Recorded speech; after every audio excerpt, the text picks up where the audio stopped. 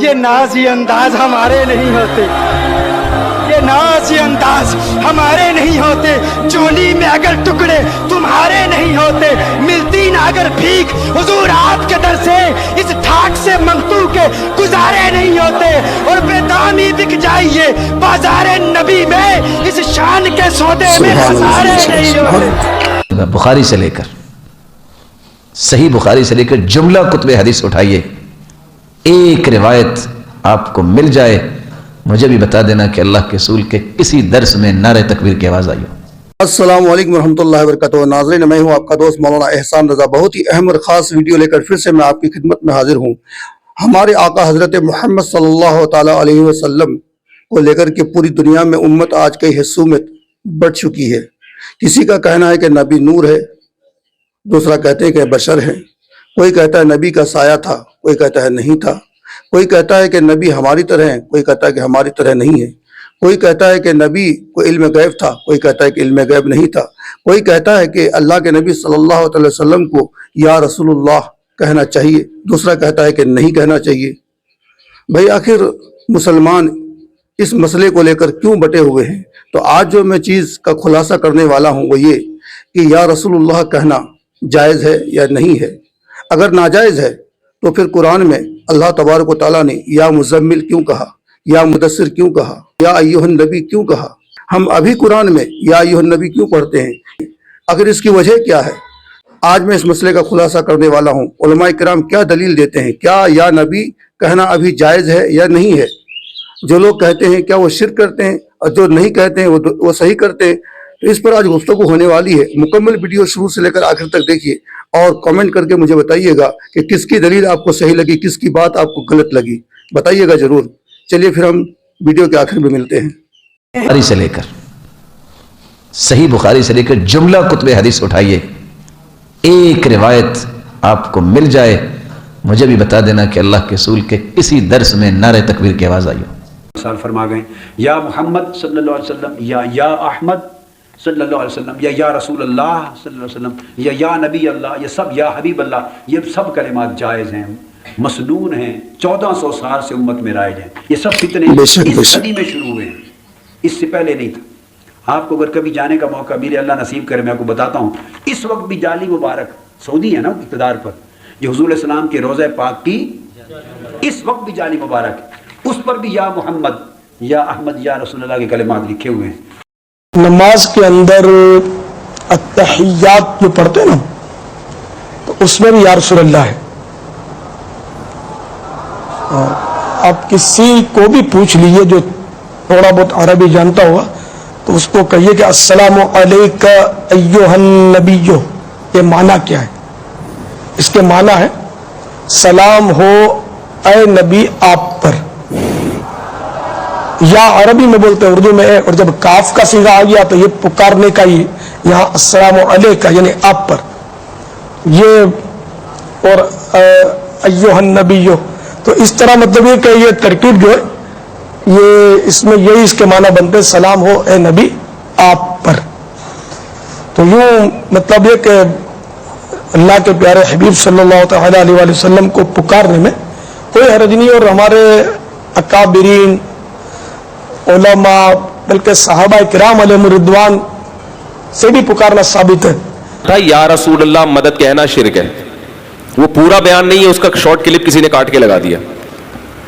اب اس پہ بعض لوگوں نے کہا کہ فلاں بزرگ نے بھی تو یہ لکھا ہے یا رسول اللہ، فلاں بزرگ نے بھی تو لکھا ہے کہ یا رسول اللہ، فلاں نعت میں آتا ہے کہ یا رسول اللہ۔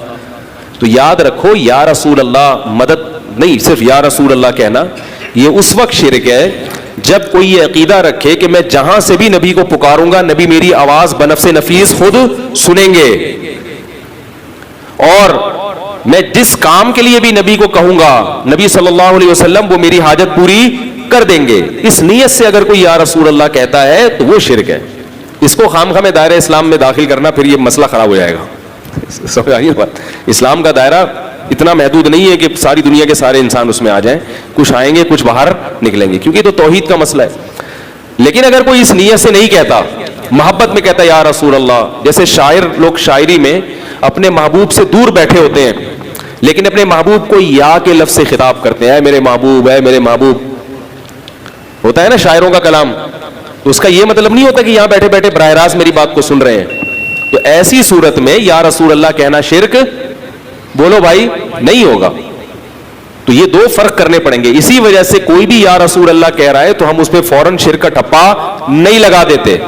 نبی کریم صلی اللہ علیہ وسلم کو یا رسول اللہ کہنا, لکھنا, پڑھنا انسان کے عقیدے پہ ڈیپینڈ کرتا ہے. صحابہ کرام پیارے نبی صلی اللہ علیہ وسلم کی موجودگی میں آپ کو اسی لفظ سے پکارا کرتے تھے, یا رسول اللہ صلی اللہ علیہ وسلم, کیونکہ آپ حیات تھے, سامنے موجود تھے, ان کی بات سنتے تھے, ان کو جواب دیتے تھے. اگر اسی عقیدے سے آج بھی کوئی پکارے یا رسول اللہ کہے صلی اللہ علیہ وسلم, اور عقیدہ یہ رکھے کہ اللہ کے نبی صلی اللہ علیہ وسلم زندہ ہیں, ہماری باتیں سن رہے ہیں, ہماری مدد کرنے پہ قادر ہیں, تو اس کا یہ عقیدہ غیر اسلامی عقیدہ, قرآن سے بھی ثابت نہیں ہے, حدیث سے بھی ثابت نہیں ہے. رسول اللہ صلی اللہ علیہ وسلم فوت ہو کے اللہ کی جنت میں جا چکے ہیں, آپ کی قبر مبارک جنت کا باغ بن چکی ہے, دنیاوی زندگی آپ کی ختم ہو چکی ہے. اب لکھتے ہوئے کوئی حدیث آئے اور یا رسول اللہ لکھا جائے تو کوئی حرج نہیں. حدیث پڑھتے ہوئے یا رسول اللہ صلی اللہ علیہ وسلم کے الفاظ آئیں تو پڑھے جائیں گے, کوئی حرج نہیں. لیکن آپ سے ان الفاظ کے ساتھ دعا کے طور پہ پکار ہو, مانگنا ہو, التجائیں ہو, تو وہ حق ہے خالص اللہ کا, وہ اللہ کو ہی پکارا جائے گا.